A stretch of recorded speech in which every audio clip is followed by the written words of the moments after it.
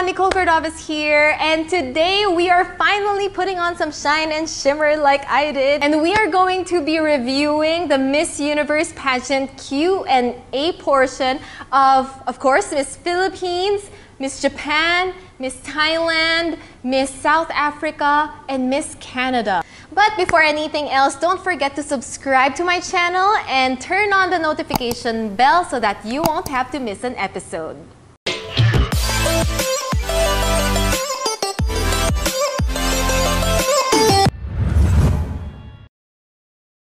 It's been a while since I did a video on pageantry brought about by the pandemic, of course, but then we saw that there were a lot of pageant organizations all over the world who still chose to push through with their pageants virtually this year. And what I actually love about this new approach is that there's more emphasis on interviews, on Q&As, rather than photo shoots when it comes to their pageant activities. And I think this is pretty much what the queens would expect their duties to be in the coming year of their reign, because of course we don't know when the pandemic will be over, so they better expect to do a lot of official statements online and really maximize the digital space, their social media pages that are given to them as their platform for queens in the new normal. So a lot of you have been requesting for me to do a review on the top 5 Q&A, but I'm gonna do you one better and look at the Q&A portion of our Miss Universe ladies who have been crowned this year. For this video, I chose the ones that have a complete video of the Q&A portion so that we can see how the girls actually deliver their answers. I didn't just want to base it on the quotes and text that I see on social media, because that is barely halfway of what we actually do on stage when we deliver our answer for the Q&A. So it's also important that either they speak in English or they have subtitles. I don't mind like them not speaking in English. I don't think it's a big deal, because at the end of the day, I really believe that if you speak what's in your heart and what's in your core, that matters more than grammar and the language that you use. And that will always transcend that, and people will feel that. So I'm all for subtitles, but then since these are just respective national pageants, not everyone has like an available video with subtitles in them as well. So I'll just wait for them to make it to the top 15 or top 5 of Miss Universe next year maybe. We don't know when it's gonna happen yet. But by that time, I hope that we can really get into the nit and grit of their answers for the Q&A portion, because these ladies are always so amazing and we look forward to what they have to say. So we'll see how the girls fared in their respective Miss Universe pageants. And let's start with Miss Thailand 2020, Amanda Obdam. This is going to be a reaction video as well. Let's see who surprises us. ภาษาอังกฤษค่ะ Oh, she was in English. Make our job just a little harder, huh? โอเคค่ะ All right, so here you go, Amanda. 100 years from today, who would have historians select as the most influential woman in the 21st century, and why? Please show your real vision. Go. So if you ask me who I choose as the most powerful woman, I think all of us are the most powerful women, because us women, we are so strong and we're so powerful, and if we put our mind into something, we can do it just as hard. Thank you. Hey, that was quick. Wait, I have to check later on if this was their only question and answer portion, because usually Miss Universe pageants or their national pageants are two-tiered when it comes to Q&A. So there's the first phase and the second phase. I have to check if this is the only one. Anyway, so we saw that Amanda took the route of accepting the question in English and delivering her answer in English as well. I guess that's why the audience reacted that way. And I kind of browsed through really quickly the answers of the other contestants, and they were all in Thai. So I was kind of getting nervous now. Oh no, how do I react to this video if it's gonna be in Thai? So Amanda started powerfully. She had the hand gestures. She was really confident. She was really throwing her voice as she was delivering her answer. Although, I do see why some fans on social media kind of, they were holding back on her answer, because I was expecting more. I was expecting something more concrete, meaning just like in my other videos, something deeper, like a deeper layer of, okay, why are women powerful today? How does it compare to women empowerment from decades before? How different was that? Is our situation different? Are our rights different? Are privileges different? Are we treated differently? How differently are women living today, and what makes us so powerful? So that's what I was expecting to hear. I feel like she could have included another half to her answer because it was a strong start. And as a candidate, I wouldn't actually settle with this answer just because I want to make sure that I really get it, like I really win. I won't just get into the top 5. I want you to be sure, judges, that you're gonna pick me. So I'm gonna give you one heck of an answer. So I just feel like it's incomplete. Although kudos to Amanda, like she handled that well and she was really confident, as I said. In fairness, she already has the form in properly answering a good question.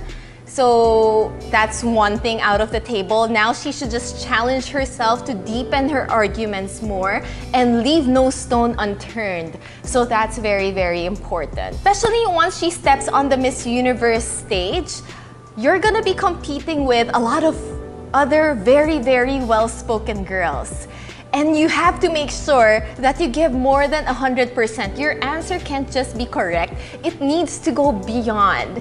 And Miss Universe is also looking for women who contribute something different to the discussion.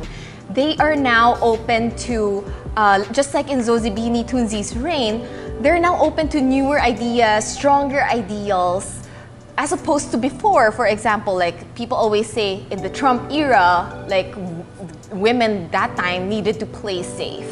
So this is a time to relish in our newfound privilege as women, and let's not let that go to waste. Okay, there's still a second portion of the question and answer for Miss Universe Thailand. So let's see if Amanda really makes sure that the crown is in the bag for her. It's so exciting just watching this for the first time. And I love the little gestures and facial expressions that Amanda makes as she walks towards the mic. I feel like that really exudes confidence for the girl in a cute way. Because by the way, guys, your performance doesn't start when you reach the mic.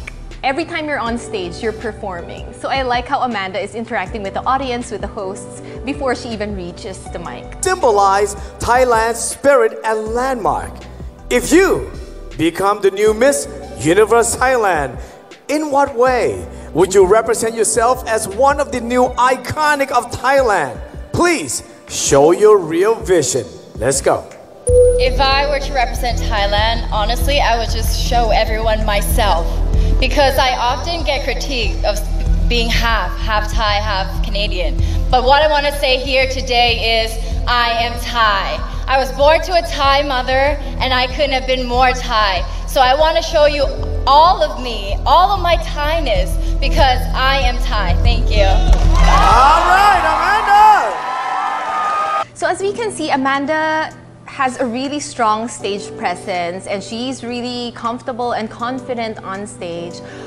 And I understood her answer in such a way that she represents the biracial Thai, and her point, I guess, is that it doesn't make her any less Thai just because she's only half Thai. I mean, she grew up in Thailand, and we also face those issues here in the Philippines because, of course, Philippines is also sort of a melting pot of all nationalities from all over the world. And there are candidates who get questioned about their nationality and how Filipino are they. So I do understand the frustration of Amanda, and I do get what she's trying to prove. What could make her answer better is for her to include sound bites. Like for example, when she said, I want to show you all of me, all of my Thainess, she could have said something like, I want to represent the every biracial in Thailand or the biracial group in Thailand that, you know, and her advocacy maybe like, I don't know what issues they're actually facing in Thailand. Is it even an issue? We would like to be enlightened with that, especially since Miss Universe, whether or not it's the Miss Universe pageant itself, even if it's just on your national pageant, viewers from all over the world are already watching you. So do keep in mind that we don't know these issues that you're facing in the country. Do be more comprehensive in your answers, be more generous in this aspect so that it doesn't necessarily have to be your advocacy, which can be kind of narrow and streamlined, but you're now applying to be a spokesperson of your country. So you have to shed light on national issues as well. I feel Amanda could have given like a bigger perspective of things, more than her as someone who's biracial. Like, what does it mean for other girls who grew up in a biracial family in Thailand, for example? So something more along those lines. Like, you have to make people feel for you and relate to you. So you have to expand your answer to affect them as well. That was it for Miss Universe Thailand 2020. And now we are going to move on to Miss Universe Japan. Okay, so this is actually the first time that I'm going to be watching Miss Universe Japan. I don't know what to expect. The questions and after a question from the competition organizers. So I guess they're gonna have one question for everyone to answer. And share their thoughts and ideas. The questions and answers will be in English or Japanese. I like the spirit that nobody should be judged by their color or from where they come from. Because this year there was so much discrimination. It's not only about racism, but there were discrimination towards Asians when COVID-19 started. So I would like to tell people that we shouldn't judge people by their appearance, but to understand them. Understanding each other is a key to end the discrimination. I would like to spread that. Thank you. She really got into the main issue, one of the main issues that rose up from the pandemic, which was discrimination against Asians. And I love how boldly she brought that up, but at the same time wasn't also too aggressive with it. She kind of just touched like the tip of the iceberg of the issue, and she ended with something really heartwarming, like understanding. So instead of just bringing up that she's biracial and you shouldn't judge people by their appearance, she put her answer under a concept umbrella in COVID-19, which is very relatable to everyone, of course, because the pandemic left no one unaffected. So that's something audience can automatically respond to. And then she put the issue underneath of discrimination against Asians, because where did COVID-19 originate, right? So she tied those issues together so seamlessly, so subtly. It wasn't like such a rah, rah, rah kind of answer where you're like, yeah, yeah, girl. But then you can see that she still exudes the demeanor of, like the calm demeanor of Japanese in addressing issues, most especially. So her culture is still there and we must respect that. But at the same time, she respectfully, I have to underscore that, respectfully addresses an issue that we need to shed light on.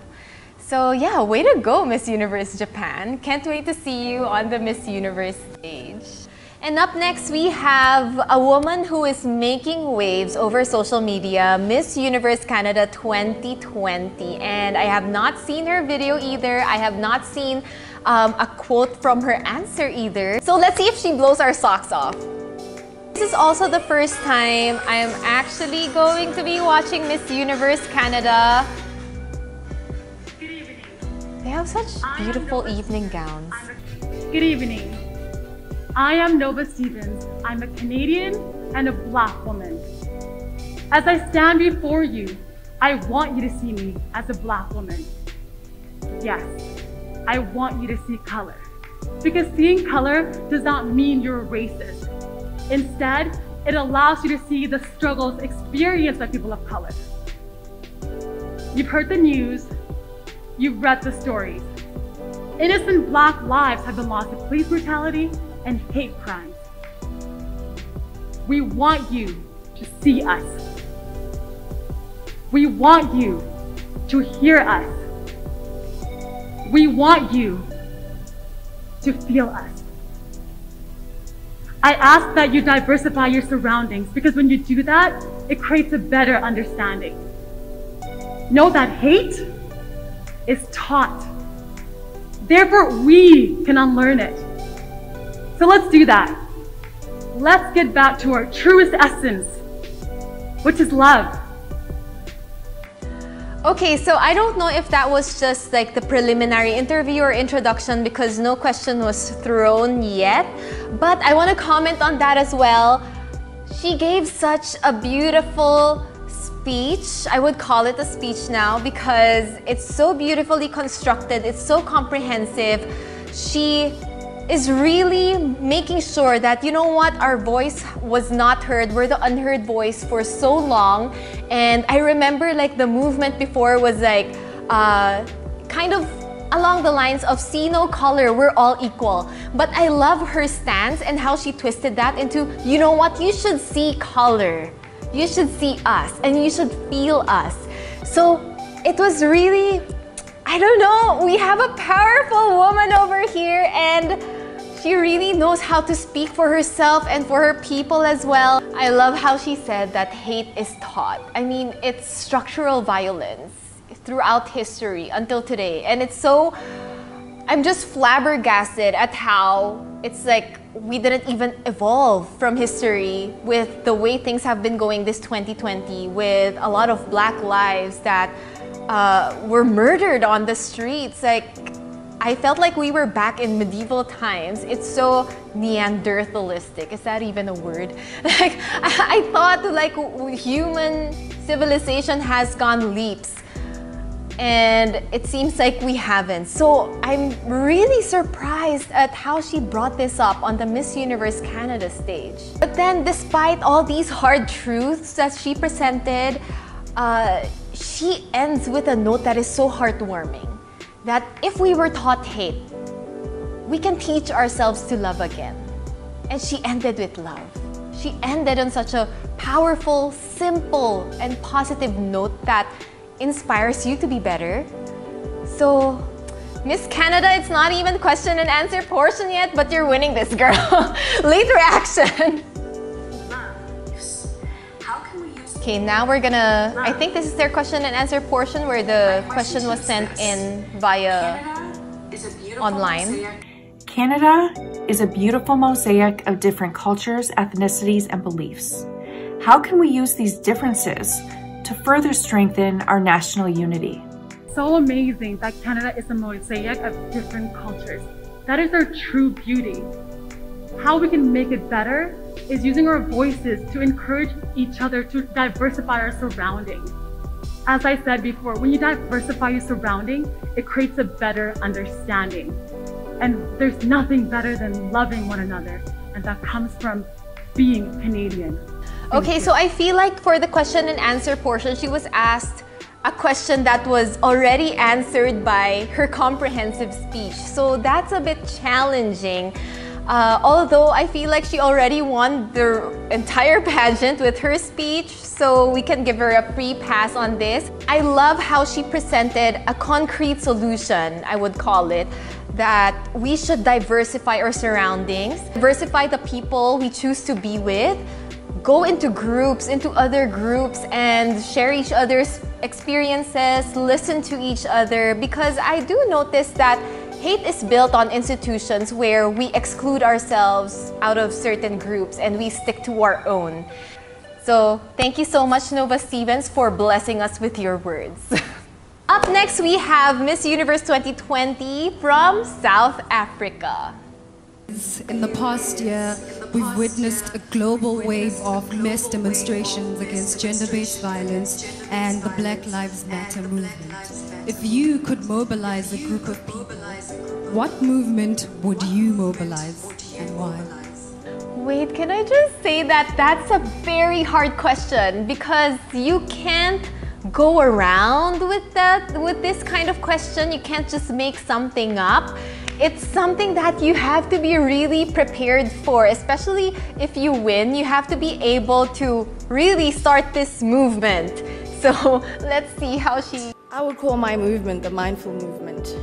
Suicide is one of the leading causes of death between people aged 15 and 29. 1 in 3 people are expected to suffer from mental illnesses in their lifetime. So I believe that mobilizing people to strive for mental health would actually fix so many social ills in our society. And that is what I would mobilize. Thank you. Okay, so that was a very simple, straightforward, powerful answer. Why? Because it follows a certain cohesive order that will help audiences and the judges understand immediately. And she didn't go for the cliche, the mental health movement. She was like the mindful movement. So she went in that split second, she decided, now, hey, I can go creative with this. She even gave statistics on the age, you know, so it's something that she has already researched well previously, and it's not something that you take lightly if you're going to answer this kind of question on the platform of pageantry, because people are going to be expecting you to delve into this right after, during your reign. So I don't know if she has a second question after that, but I would just also like to say, South Africa, Zosie, that was a very hard question. I really appreciate it because these are the kinds of questions that we need to ask women today, especially if they're competing for Miss Universe, where they're given such a big platform. And I love how she didn't just tackle mental health as this big concept. She's used the soundbite social ills in our society without necessarily getting her hands dirty into what these are. I think it's a taboo topic. I am not sure what South Africa is facing in terms of their mental health situation there in their country, but I feel like it's a smart way to make audiences feel the gravity of the situation, the gravity of her advocacy, and the urgency that we need to do to do something about it. Let's dive into the second question and answer portion for Miss Universe South Africa. It is important for education to be prioritized in our society to change the narratives about mental health that exist. We have a collective responsibility to destigmatize and inform how we as a society view mental health. Wait, there's so many words going on. It's so dense. Her answer is so dense, meaning you can pick out a lot of information already just in the first few sentences. So I need to take a pause and a breather to digest that. And I guess this is their final word, just like the format in the Miss Universe pageant itself. It's about mental health that exist. We have a collective responsibility to destigmatize and inform how we... I love how she used the word destigmatize and inform. As a society view mental health. For any change to come about in our communities, we need to tackle the mind, the powerhouse. If the mind is conquered, we will go nowhere. As for South Africa, I'll be a representative of the beauty, resilience, and diversity that exists in this country. Thank you. If I could give some builds on how Shudu can go about her Q&A portion better, is to add more heart, to add warmth. Because I remember when Zosie was delivering her speeches, her answers, it was really powerful, direct to the point, but she had this warmth inside her as well. She had a smile, she had this heart that you felt. So Shudu, instead of just giving the right answers, like, give heart as well. Make people feel loved as well. Make people feel that you empathize with them as well. Because she's already right on all fronts, but if we could add that one missing element, and then we could see the emotions on her face more, where she could smile a little bit more in the right place at the right time, you know, just that warm approach, then she would slay this competition. Finally, we are going to be watching Miss Universe Philippines 2020 Rabia Mateo's question and answer portion. I haven't watched this one either. This is the first time I'm watching it, but of course I saw the quotes of her answer go around the Twitterverse. So let's see how she did on stage with full performance, meaning her delivery, her posture, everything. I mean, this all counts. It's not just the accuracy of the answer at the end of the day. Although what I was able to watch was Rabia's preliminary interview, I think. And after that one, I was like, okay, this girl could win this whole pageant because she had the personality, she had the heart, she wasn't such a stiff beauty queen, you know what I'm saying? Like, she wasn't pageant patty at all, and she didn't, it also felt like she wasn't proving so much of herself na, hey, I'm a good speaker. She really just said what she wanted to say. And I think that's what I really appreciate about Rabia. Like, you can really feel how genuine she is. So let's see how she fared in her Q&A portion. Good evening. Gorgeous. Good evening, Casey. How are you doing? I'm nervous. She really reminds me of Shansi, even the way she speaks. Okay. So I will ask you two questions. You're able to choose a number backstage after you talk. Ah, 2 questions. And then I will ask another question where we receive another 30 seconds. Clear? All right, here we go. Tricky. Tricky, but fun. Create a new paper currency with the image of any Filipino on it, dead or alive. Who would it be and why? If I were given the chance, I want to use the face of Miriam Defensor Santiago. For those who don't know, she was an Ilongga, but what I admired about her is that she used her knowledge, her voice to serve the country. And I want to be somebody like her, somebody who puts her heart, her passion into action. And after all, she is the best president that we never had. Very good answer. I saw on Twitter how a lot of people actually didn't like her answer, given that MDS was supposedly like a Marcos sympathizer. But then in those 30 seconds given to you, you really just look at the totality of the person, like the traits of the person that stuck with you, especially with the memory of MDS. She has served our country like almost her entire life, pretty much. And she really is a phenomenal woman. But then I get what Rabia is saying, like encapsulating the spirit of MDS. So I think we shouldn't be so hard on her in that way. And I do appreciate that she had a specific Ilongga in mind, which means that this girl did her homework. Because like I said in the beginning of the video, you pretty much can tell the questions that are going to be asked on the final night, just because pageantry has been around for so long, and it really just follows the movement of, for example, the theme of the pageant that year. The questions will be based there, or whatever current issues have been happening lately. So expect a question regarding that as well. But it'll just come in different forms, in different permutations of the sentence, but it's pretty much the same idea. So you know that Rabia did her homework, and that's the duty of every pageant queen. Plus, when Rabia added that single line that she's the best president we never had, that was so quotable, it's so tweetable, it's so memorable. Not everyone might agree with that, but it puts the entire, it like anchors her entire answer and makes it all the more powerful. Because guys, at the end of the day, it's still the opinion of the girl. We are asked our opinions, and we can't really count the opinions of everyone else. But that's the beauty of pageantry. Like, you can have an unpopular opinion and then share it with other people and find out that there are a lot of people who also feel the same way.